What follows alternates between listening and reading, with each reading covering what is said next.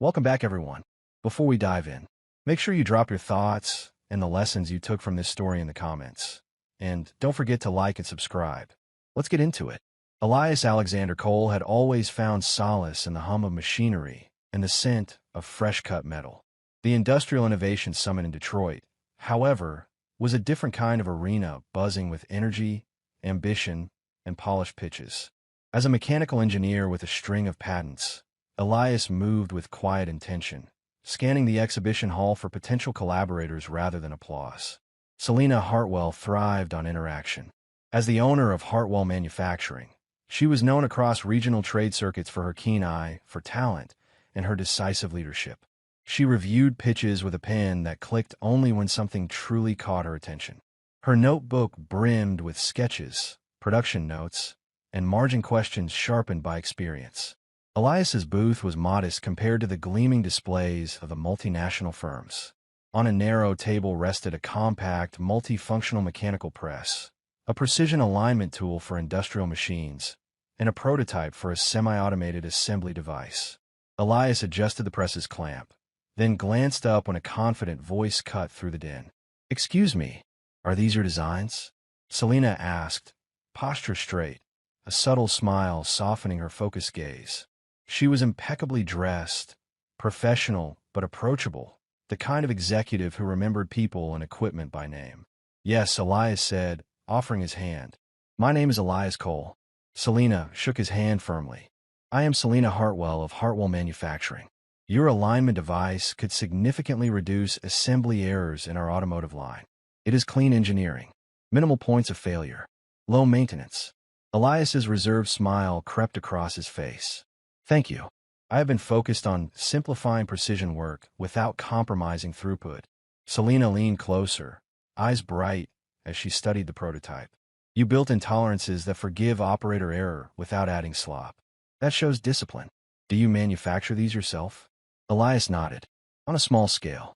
I run a workshop outside the city where I develop and test my machines, but scaling production is an entirely different challenge. That is where I come in," Selena said, her voice calm but charged with intent. "My facilities can handle mass production. I would be interested in a partnership if you're open to it." Elias raised an eyebrow. "You mean Hartwell Manufacturing would produce my tools for distribution through your channels?" "Precisely," Selena replied. "You focus on inventing. I will handle hiring, factories, schedules, and distribution. Everyone wins." Elias considered the proposal. He loved tinkering in solitude, free from paperwork and personnel conflicts. The idea of handing off production so he could live in his prototypes was enticing. "You make it sound simple," Elias said with a wry smile. "But I suppose that is the point of having competent people on your team." Selena laughed softly, the sound warm rather than loud. "I pride myself on hiring well, and on listening carefully before moving fast. Let's keep talking." They spent the next hour walking the summit floor, moving from motor housings to fastener innovations to new cutting fluids. They argued pleasantly about alloys, laughed at a vendor's recycled buzzwords, and traded stories of prototypes that failed beautifully. Respect formed in real time, anchored by the way each listened as much as spoke. By the time they returned to Elias's booth, something more than professional interest glowed between them. "I rarely meet someone who understands both the technical and operational sides of invention," Elias admitted. "You are impressive." Selena's smile deepened. "Your work shows creativity and discipline, qualities that too often live far apart." They exchanged contact information and parted with a promise to follow up. Over the next few weeks, emails became calls, calls became meetings, and meetings slipped into dinner. Their professional respect transformed, quietly and then unmistakably, into friendship and romance. A quiet wedding followed 6 months later, unadorned but full of vows that mattered. 5 years passed with a steady rhythm. Elias kept a small private workshop not far from Detroit, where he had the freedom to build, break, and rebuild without anyone watching. Selena expanded production at Hartwell Manufacturing, driving on-time deliveries and thoughtful growth. The company thrived, and their marriage seemed to thrive with it, at least at a glance. People saw a perfected balance. Elias, reserved and meticulous; Selena, bold and decisive. They dovetailed well. Yet sometimes, as midnight slipped across the workshop floor, Elias felt the faintest turbulence. Old instincts stirred without reason. He set them aside and returned to his bench. There were parts to align, lives to live, and trust to honor. Autumn swept into Detroit with crisp air and a steely sky. In her office at Hartwell Manufacturing, Selena scanned through vendor requests, marketing drafts, and production reports, the hum of machines below her a steady undersong. A knock sounded. Marcia Green, her assistant, leaned in. "Ms. Hartwell, there's a visitor asking for you. He says it is urgent." "Do I know him?" Selena asked without looking up. Marcia hesitated. "Not personally, but he said he worked with you in Houston a long time ago." Selena's fingers paused over the keyboard. Memories flashed. Her time in Texas, long nights on a product rollout, and a man with an easy smile.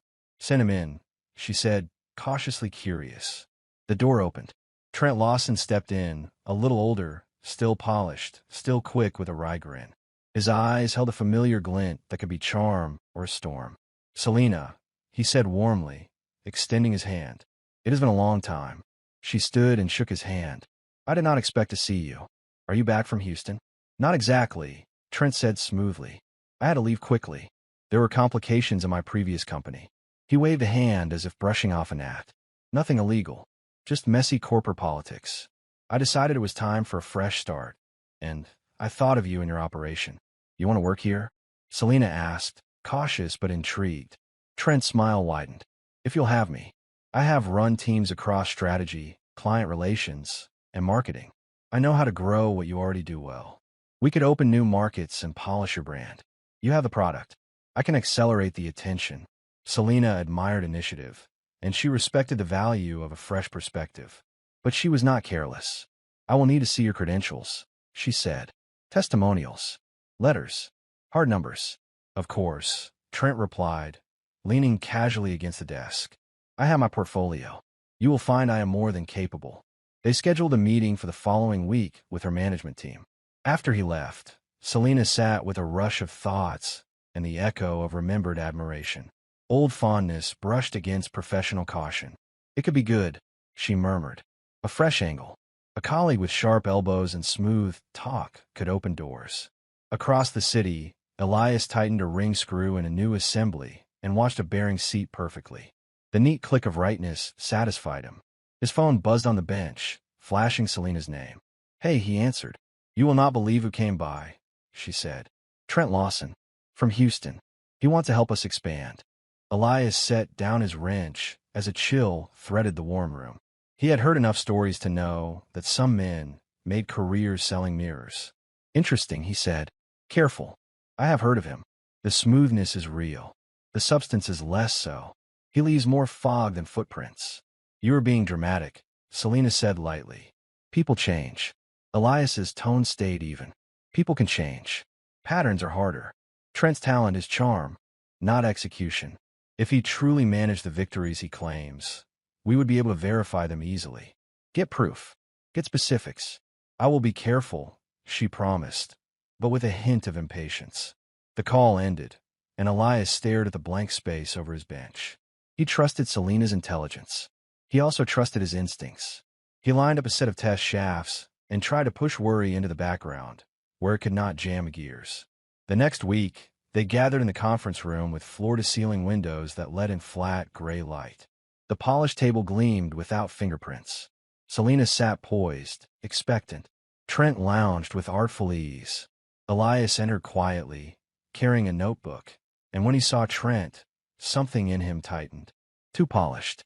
Too practiced. Selena made introductions. "Elias, this is Trent." "Trent, my husband, Elias Cole." Trent stood and extended his hand. "I have heard a lot about your designs, Elias. Beautiful work." Elias shook his hand firmly. "About your career, I have heard less that is verifiable." He sat without a smile and opened his notebook. "Let's start with the basics," Elias said, voice calm. "We build specialized precision tools for industrial manufacturing. If you were leading our marketing and distribution expansion, how would you approach client acquisition with a 6-month and a 12-month horizon? Be specific about channels, budgets, and conversion funnels." Trent's smile flickered. "Well, first you must understand the market. You connect with clients, build relationships, and showcase the machines. That is the key. Elias did not look away. Trade shows, direct sales, regional distributors, technical roadshows, strategic partnerships, digital content, and pricing tiers. Which channels and why? At trade shows, yes, Trent said quickly. And direct outreach. And online marketing, definitely. People are online now. Elias tilted his head slightly. Our buyers are operations managers and plant directors. Digital can support credibility, but most conversion happens in person. Walk me through a recent campaign you ran. Budget, target list, close rate. Trent coughed. I managed a team in Houston. We ran several campaigns. Results were very good. Numbers are not at my fingertips. Elias's pencil hovered, then stilled. Which companies? Can we verify? Trent shifted in his seat. Some of that is bound by confidentiality. You know how it is. Elias closed his notebook. Thank you, Trent. That is all for now. Selena looked between them. Well? Elias met her eyes. He is not credible. He cannot name a verifiable achievement. He does not understand the channels that actually move our products. Hiring him would be a mistake. You are being harsh, Selena said, a defensive edge in her voice. He just sat down. People get nervous. Elias spoke gently. These are gaps in knowledge, not nerves. You saw them. Patterns matter. But he could not force her judgment. He let the silence sit like a level on a table, steady and revealing. That night, Elias returned to his workshop with thoughts clanging in his head. He pulled his laptop close and began to dig. Missing years. Vague company names. Whispers of budget problems that tracked him like a shadow. It was not enough. He called a private investigator he trusted for thoroughness and discretion. I need everything on Trent Lawson, Elias said. Employment verification, criminal records, financial history, and the truth behind his time in Texas. The investigator, seasoned and unexcitable, confirmed. It will take a few days. Elias's jaw flexed. Start now. Document thoroughly. I need facts, not rumors. The report landed with a quiet thud. Elias read it at his workbench in late afternoon light. It was worse than he expected. Bank records with strange gaps. A trail of failed ventures. Multiple allegations of financial mismanagement. It was not just smoke. There was soot everywhere. Elias gathered the pages and went home. Selena sat at the home office desk reviewing production schedules. You were home early, she said, glancing up with a warm smile that made him wish this conversation was not necessary. We need to talk, Elias said. He placed a folder on her desk and opened it. Trent Lawson is a fraud. Here is the evidence. Selena scanned the pages, her expression cooling from curiosity to calculation. You have barely seen him work, Elias. This is premature. You are overreacting.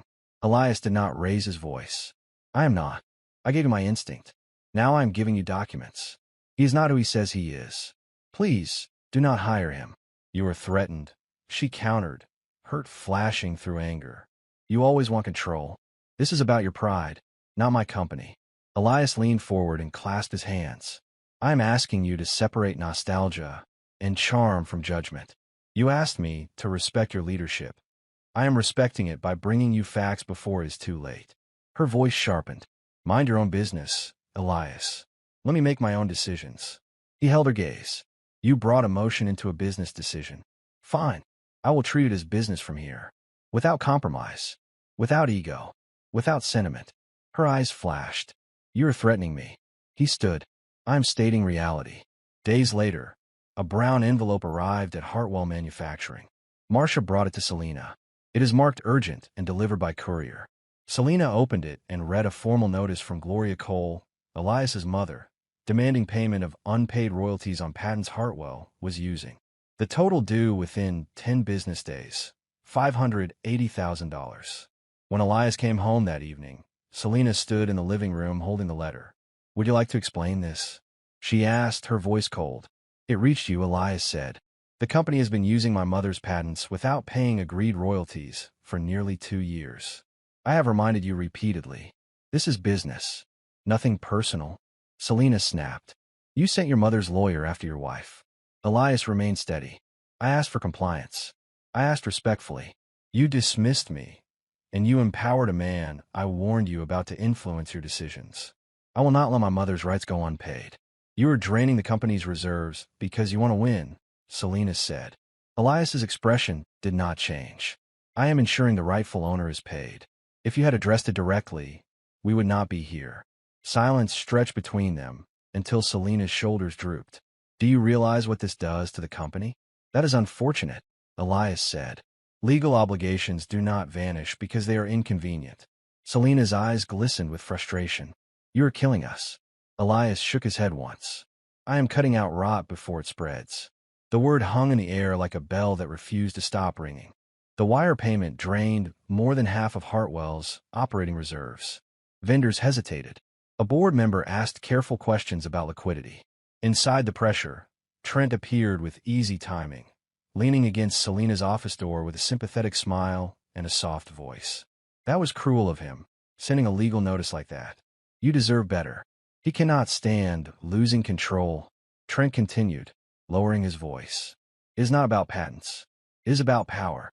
He wants you to fail so he can swoop in and say that he was right. Selena closed her eyes. Elias is cold and exacting, she said, but he is not vindictive. Trent chuckled. That view sounds like loyalty, not logic. He stepped closer. Protect yourself. If he is willing to do this once, what is next? Selena's silence felt heavier than the desk between them. That night, Elias sat in the workshop next to a stack of checked blueprints and tried not to feel the sting of what he had just done. He knew it was right. That did not make it painless. The tension thickened at the factory. Budgets tightened. Departments slowed. Selena held herself tall in hallways, but felt bent in private. Trent chose his moment. The problem is not your product, he said, standing at her window, the skyline a mural of potential behind him. The problem is perception. Investors need to see confidence. We expand distribution, Trent said. Texas, Arizona, and the Midwest corridor. We ramp up marketing. Better booths. Stronger collateral. Dinners with the right decision-makers. We can double sales within a year. They just need to see movement. Selena frowned. We do not have liquid capital to fuel that push. The royalty payment hit hard. Then get capital, Trent said smoothly. A bank loan is what visionary leaders use. He leaned across her desk, lowering his voice. Elias is an engineer. He builds machines. You build an empire. Do not let him make you doubt yourself. Selena's spine straightened a notch. You think we could really do it? Absolutely, Trent said, the word polished by practice. I will handle strategy. You will see results in 6 months. That evening, Selena signed for a $1,200,000 loan, secured against company assets and her home. The pen fell heavier than a wrench and lighter than resolve. Weeks later, new banners hung above trade show aisles. Ads appeared in niche periodicals. Trent arranged dinners with distributors and called them strategic partnerships. He leased a black sport utility vehicle and called it a company car. When Selena raised an eyebrow, he smiled. Appearances matter. You cannot sell innovation out of tired sedan. Finance flagged inconsistencies. Vendor payments with vague descriptions. Consulting fees without deliverables. Logistical charges that went nowhere. When asked, Trent waved a hand and said that scaling requires spend. The jargon came easy. The numbers did not. Elias watched from afar and felt dread harden into certainty. One late evening, Selena returned home to find Elias in the kitchen with a coffee cup and a silence that had shape. You took a bank loan, he said. Who told you? Selena asked. Elias did not answer that question. You mortgaged the company and the house. His tone carried more sadness than scolding. That is none of your concern, Selena said sharply. Elias leaned back against the counter. It is when it endangers everything we built. You are walking into a trap. Expenses doubled. Returns flat. I have seen this pattern and these types of men. When the money is gone, he will be gone. Stop pretending you care, she said. You hid in your workshop while I learn how to keep our company alive. Elias stood very still. So that is what you think. That I did not stand beside you. She lifted her chin. That is what I know. I do not need you. I never did. Are you sure about that? Elias asked, voice calm. Absolutely, she said, pride bright as a warning flare. If you walk away, you will come back on your knees.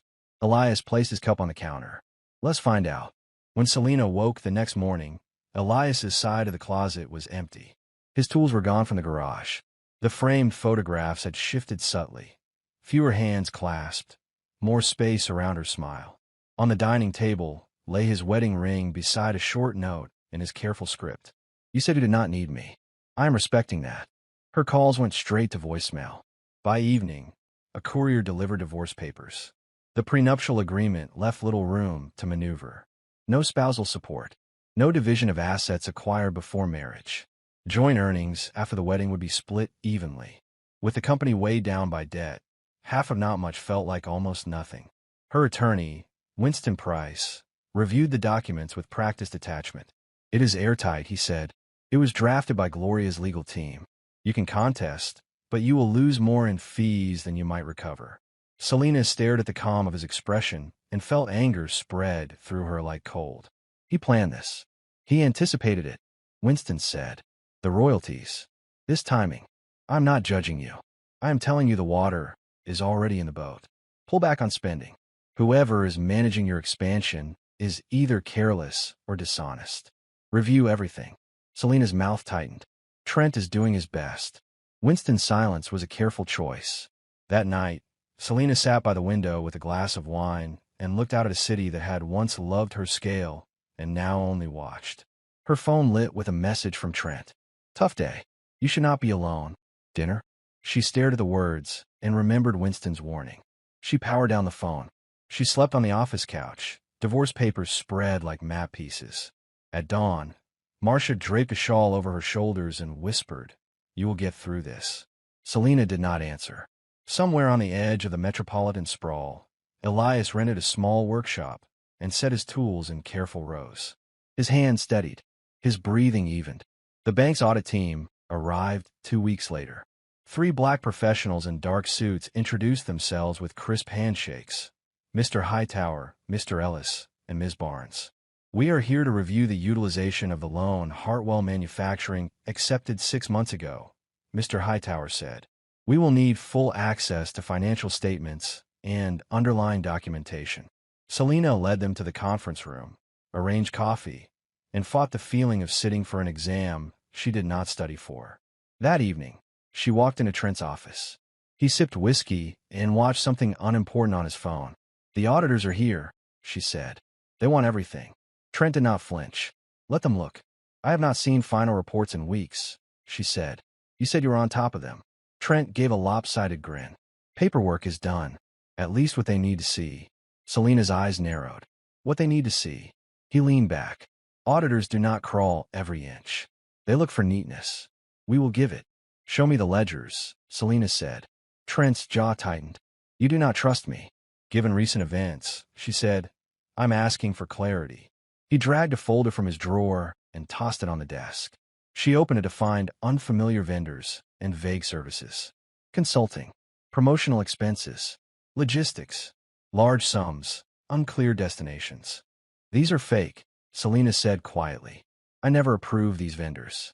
Trent stood, fist striking the desk once in a show of heat. Watch your tone.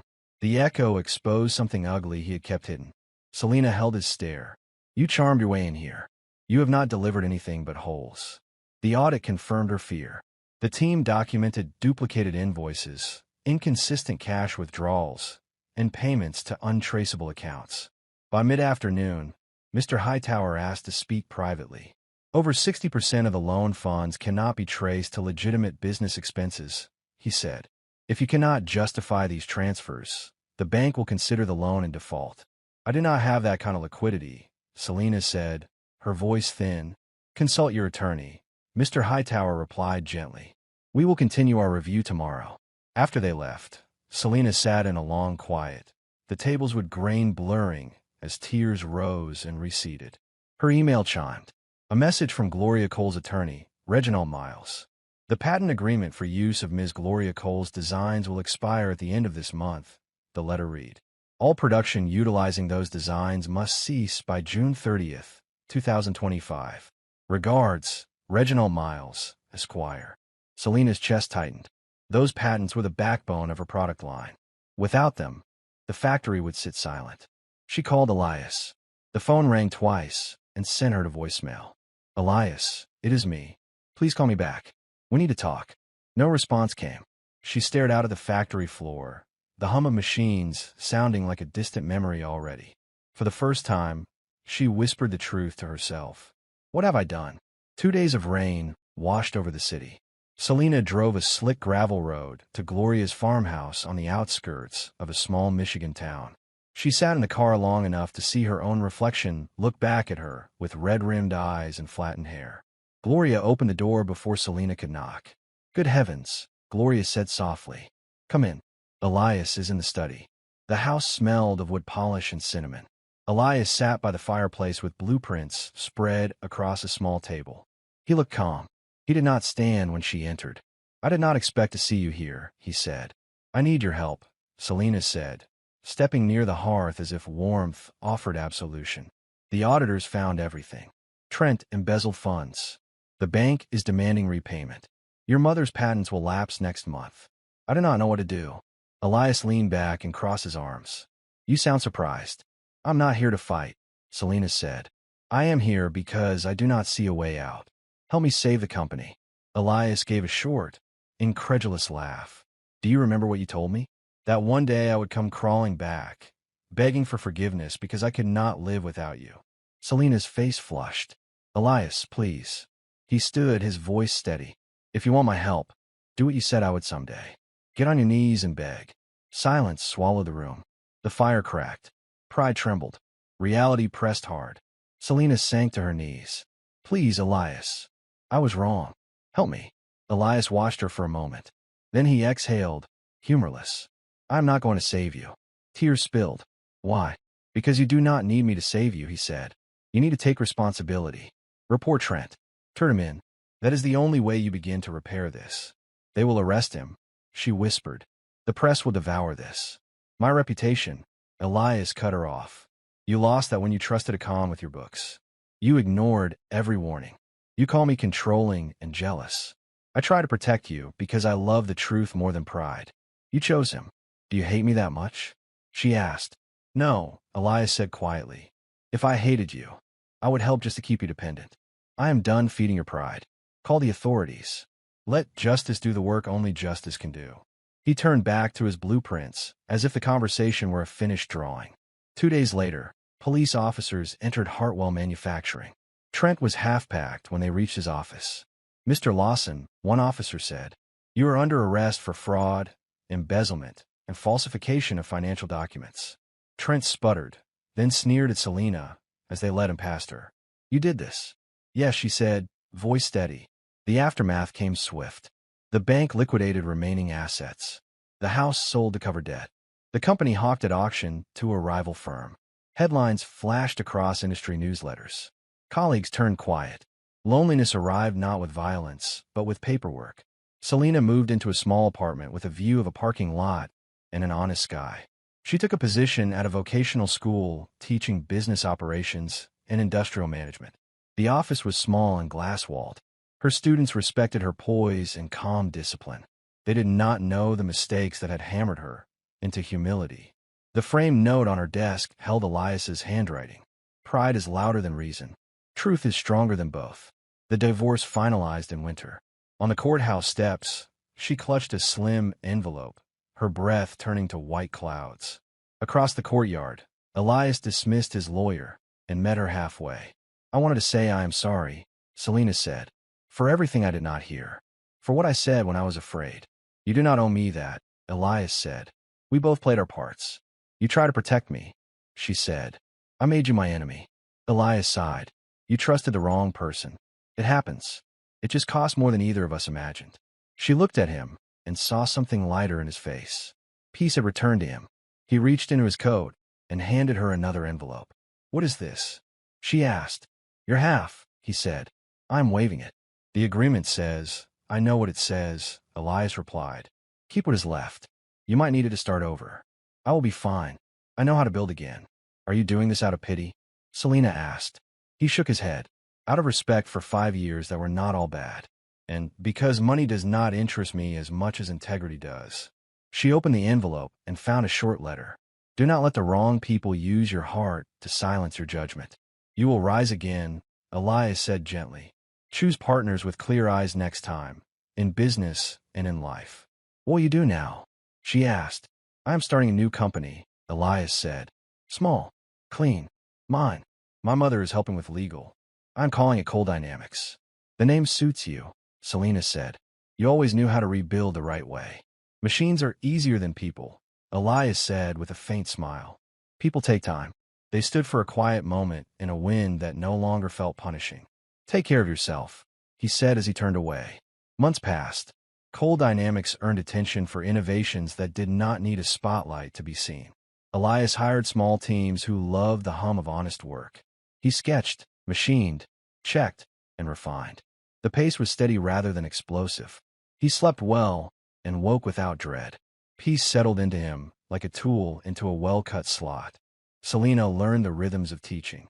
She built a lab exercise where students learned to map a process without cutting corners. She insisted on clear documentation, real costs, and measurable outcomes. She told them that growth is not a billboard. It is a ledger and a promise kept. In quiet moments, she glanced at Elias's note and steadied herself. One afternoon, she received an email from a former Hartwell engineer who had joined Coal Dynamics. We are rebuilding a precision sensor mount from your old playbook, the engineer wrote. It is better this time. Less show, more fit. Selena smiled and wished them well. Relief and pride sat together without fighting for once. A year later, Selena presented at a community industry forum in Atlanta, where local manufacturers met young technicians graduating from training programs. She delivered a direct talk about the difference between hope and plan, then answered questions with patient clarity. Afterward, a woman approached her and said that the speech made her want to lead with honesty first. Selena walked outside and stood under a mild sky. She felt something she had not felt in a long time, a sense of rightness that did not rely on applause. She had lost almost everything. She had regained herself. Machines can be rebuilt, she thought. So can the people who build them.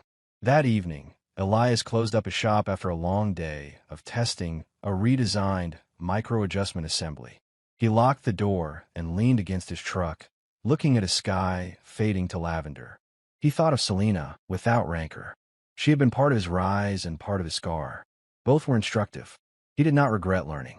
At the vocational school, a student lingered after class. Ms. Hartwell, the student said, I need advice. I have a partner who talks a lot, but does not deliver. How do I know when to walk away? Selena folded her hands and spoke carefully. Look for evidence. Verify claims. If someone asks you to ignore your gut, step back and ask why. What if I am wrong? The student asked. Then you will learn sooner rather than later, Selena said. That is the only advantage to being wrong quickly. It frees you to do the right thing next. The student nodded, determined. Thank you. Selena watched her leave and felt the deep satisfaction of sending truth forward. Weeks later, Elias received a purchase order from a mid-sized plant outside Cleveland for a run of alignment tools. The email included a note. We chose you because your specs were exact and your timelines were honest. Elias smiled and forwarded the message to Gloria with a single line. It still pays to tell the truth. On a spring morning, Selena volunteered to mentor at a local small business incubator. A founder pitched a grand marketing push without a plan for fulfillment. Selena asked 3 quiet questions about distribution, contracts, and margins. The founder blinked, then began to draw the real map. Selena nodded. Build what you can deliver. Promise what you can stand behind. Later that day, she walked through a small park and sat on a bench with a paper cup of coffee. A jogger went by with headphones and a smile like music. Children laughed on the swings. The ordinary scene felt miraculous because it did not require rescue or reinvention. It simply asked her to be present. A year and a half after the divorce decree, Selena received an invitation to a regional industry awards dinner in Detroit. Coal Dynamics was nominated for a design citation. Her vocational program was nominated for its workforce partnership. She hesitated, then accepted, reminding herself that grace is not a scarce resource. The ballroom hummed softly. She spotted Elias across the room, speaking with a small cluster of engineers. He saw her and nodded once. She nodded back. When Coal Dynamics won the citation, Elias stepped to the microphone and said, Thank you. This team cares about tolerances you cannot see unless you know where to look. We build for the hard moments on the floor. When the vocational program won, Selena kept her speech even shorter. Integrity is a skill. she said. We teach it with every schedule, every budget, every solution that does not require a lie. Thank you. After the applause, she and Elias crossed paths at the coffee station. Congratulations, she said. You too, he replied. They stood in companionable quiet. How is your mother? Selena asked. Gloria is well, Elias said. She has started taking long walks at sunrise and telling me to look up from the bench once in a while. She is still right more often than I want to admit. That sounds like her, Selena said with a small smile. Elias glanced at her. How are your students? They are hungry to learn, Selena said. They ask better questions than I used to ask myself. They are why I am careful now, because I know they are watching what adults do with pressure. Elias nodded. That is a legacy that stays built. A jazz trio began to play, and people drifted toward the dance floor. Elias set down his cup. Take care, Selena. You too, she said. He stepped away, and she watched him join his team with an ease that came from knowing which promises he could keep. She felt neither regret nor longing, only gratitude that they had landed on solid ground. A few months later, Selena sat on the school's loading dock beside a stack of donated machine guards. Marcia, who now ran the school's administrative office, came by with a clipboard. Remember the student who asked when to walk away? Marcia said. She just accepted an apprenticeship with a plant that values documentation. She said you saved her from a mistake. Selena smiled. She saved herself. I just held up a mirror. Marcia nodded. Mirrors are hard to look into when people are in love with a story. Selena looked out toward the parking lot where the sun made the asphalt shimmer. You cannot fix the story, she said. You can only tell the truth and let it do its work. That evening, Elias finished calibrating a batch of units and shut down the lights. He locked the door and checked his phone. Gloria had sent a photo of a sunrise that looked like a promise. He texted back a single word. Beautiful. Then he put the phone away and listened to the quiet. It no longer felt like emptiness. It felt like room. Detroit summer arrived hot and thick. Coal Dynamics launched a new precision press with a micro-indexing feature that solved a small but stubborn factory problem. Orders came in steady. Elias visited a client in Indianapolis to watch technicians use the tool. He asked questions, took notes, and revised the assembly guide that night in his hotel room. Selena's program expanded into evening classes for working adults. She designed a course on ethical scaling. In one session, she told the class, alone is not courage. Alone is a tool. Courage is telling yourself the truth about your capacity and your plan. A man in the front row wrote that down and underlined it twice. In late autumn, Elias agreed to judge a high school robotics competition. He watched teams bring machines to life with zip ties and messy code and transcendent patience. Between matches, a student approached him and asked how to know if engineering was the right path.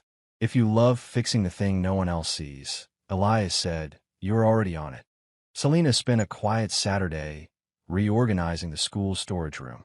She found an old wrench Elias had made years before and given to her, engraved with her initials. She held it for a moment, and then placed it in a glass case alongside student-made projects. Tools tell the truth, she thought. They either fit or they do not. On a winter morning, Gloria invited Selena to the farmhouse for coffee.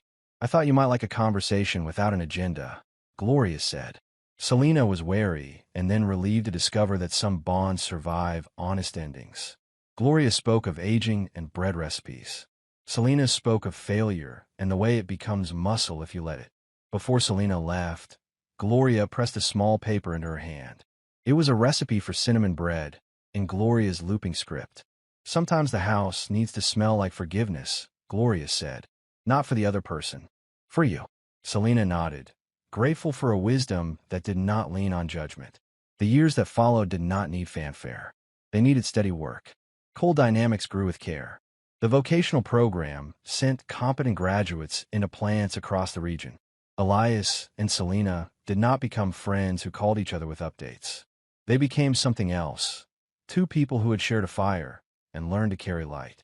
One afternoon, a former Hartwell machinist who had found a place at Coal Dynamics stopped by the school to give a guest lecture.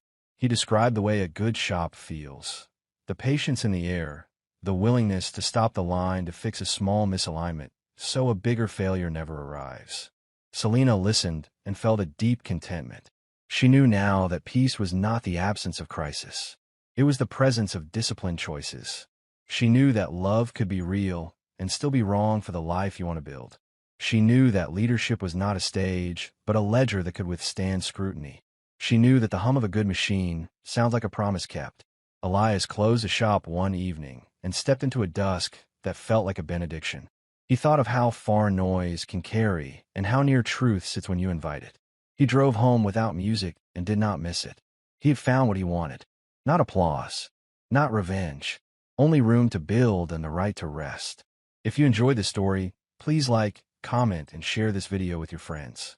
Subscribe and turn on the notification bell so you never miss a powerful story drop.